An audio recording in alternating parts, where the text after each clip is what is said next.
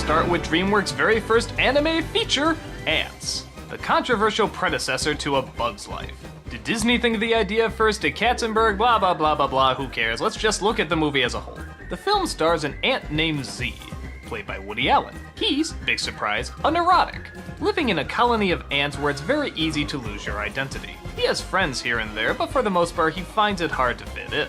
That is, until he accidentally comes across the Queen's daughter, played by Sharon Stone. Which is weird because, yeah, they're all technically her children, but I guess somehow they singled her out as princess because she's being trained to carry the children. I don't know how it works, but they have a romance and seem to hit it off. But while uncovering an evil plan from a general ant, played by Gene Hackman, Z and the princess get whisked away outside of the colony.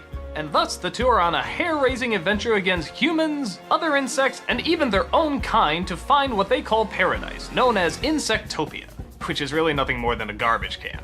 As a first film, this is pretty damn good from an animation company. The CG now is a touch dated, but when it came out, it was pretty impressive.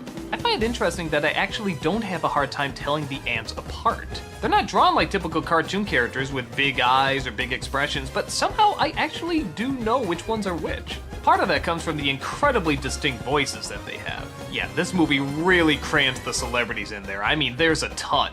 But to its credit, they all sort of fit. Woody Allen as the neurotic, that's a no-brainer. Gene Hackman as the bad guy, that works obviously. Stallone as a soldier obviously fits well. Jennifer Lopez as one of the tough miners, that works too. Danny Glover as a supportive comrade. Dan Aykroyd as a snobby sophisticate. These actually really do fall together. That is all except for one. What the hell is Christopher Walken doing in this movie? And I'm not at all about the Christopher Walken hate. Anything he's in, I'll take it. But why? He has like no role. He's the assistant to the general, and that's it. There's no other character to him. He's not weird, he's not strange, and his voice sticks out like a sore thumb. Imagine it. Strong colony, sir. Colony we can be proud of. I just remember snickering the whole time because every time he opened his mouth, I'd be like, oh, that's Christopher Walken and he sounds funny. I wish he was given funny stuff to do.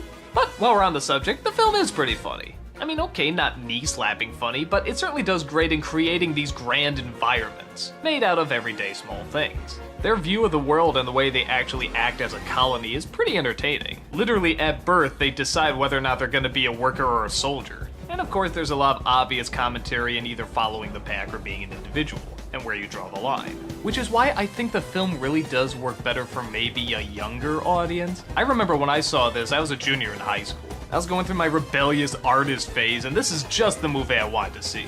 Not realizing that a bajillion movies more that year and the following years were going to come with a very similar message. It's not a bad message, it's just kind of been hammered to death in other films, and yeah, this one kind of hammers it to death too.